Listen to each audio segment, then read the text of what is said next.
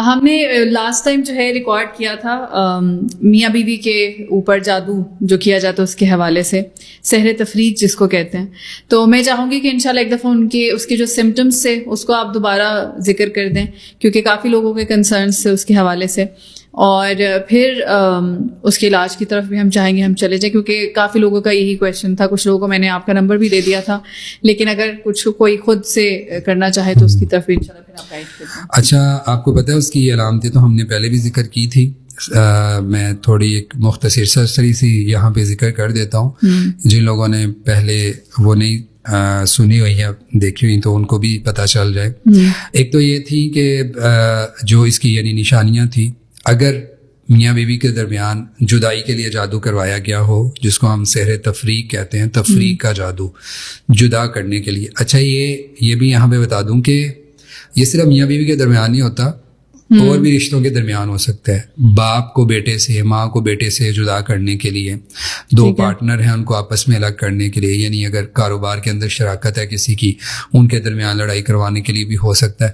لیکن ہمارے یہاں پہ یعنی زیادہ تر جو ہے وہ میاں بیوی کے درمیان ہی یہ کروایا جاتا ہے، کیونکہ زیادہ حسد، چپکلش اور یہ چیزیں میاں بیوی کے رشتے کو لے کر ہوتی ہیں زیادہ تر.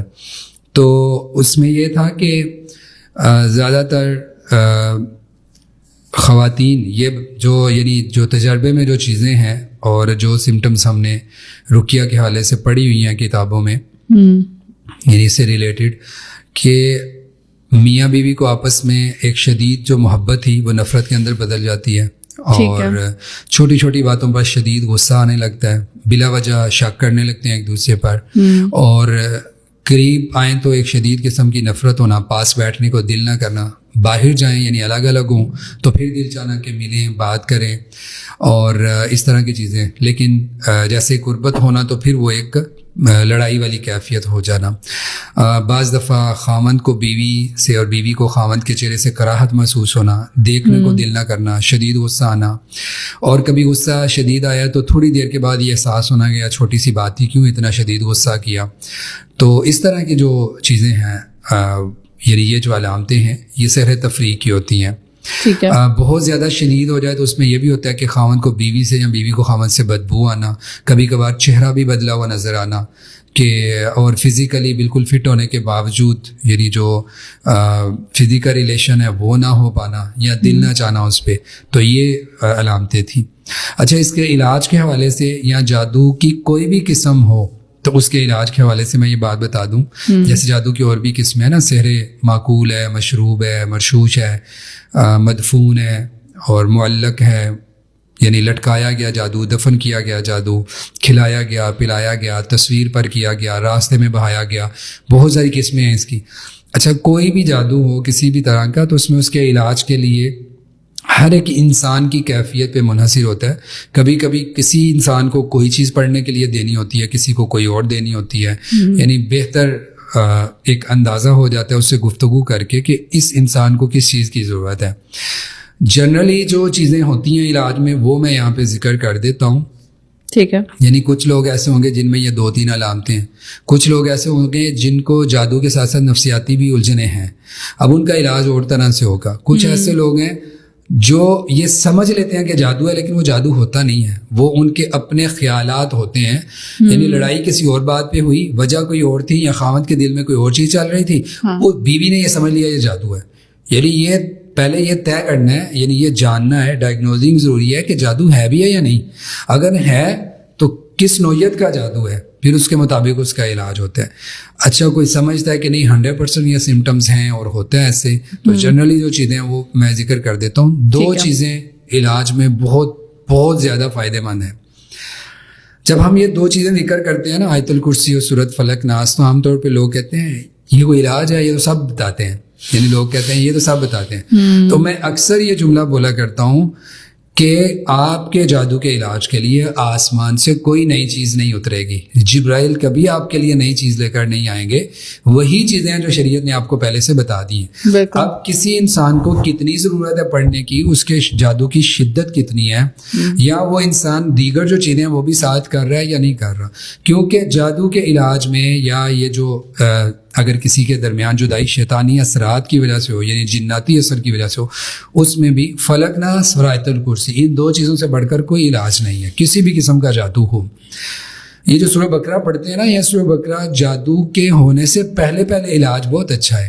جادو ہونے کے بعد سورۃ فلق ناس ہی علاج ہے بہتر.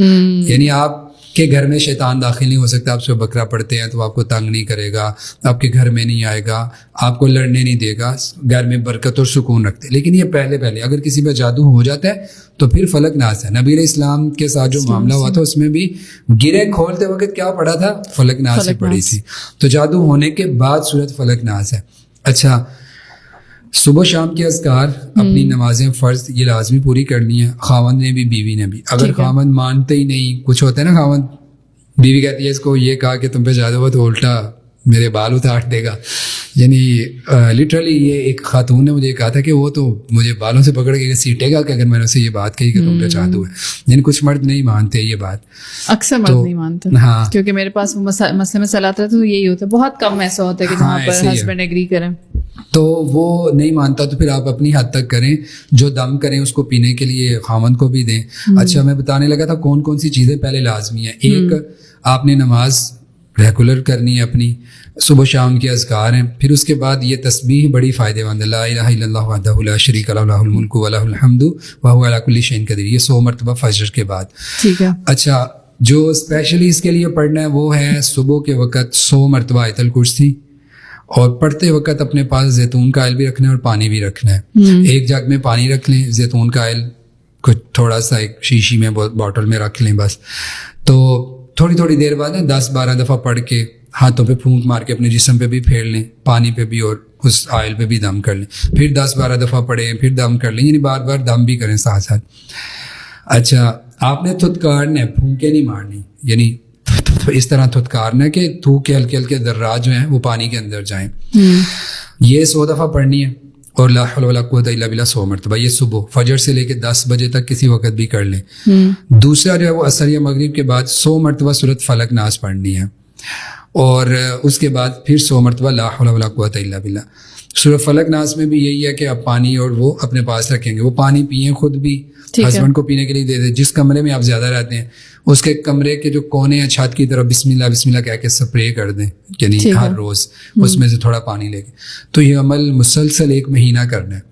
اگر کسی کو بہت زیادہ شدید مسئلہ ہے کہ وہ جو میں نے بتایا تھا نا کہ خامد کی شکل ہی چینج نظر آنا اور فزیکلی بھی جو مسائل ہیں, تو ایسی صورت میں اگر 200 یا 300 دفعہ بھی پڑھ لیں تو زیادہ اچھا ہے. یہ ایک لمبی پڑھائی ہو جائے گی 300 دفعہ, لیکن یہ شدت اگر اتنی زیادہ ہے تو بہتر ہے کہ وہ 300 دفعہ پڑھ لیں. پھر ایک ہفتے کے بعد اس کو کم کرتے 100 پہ لیں.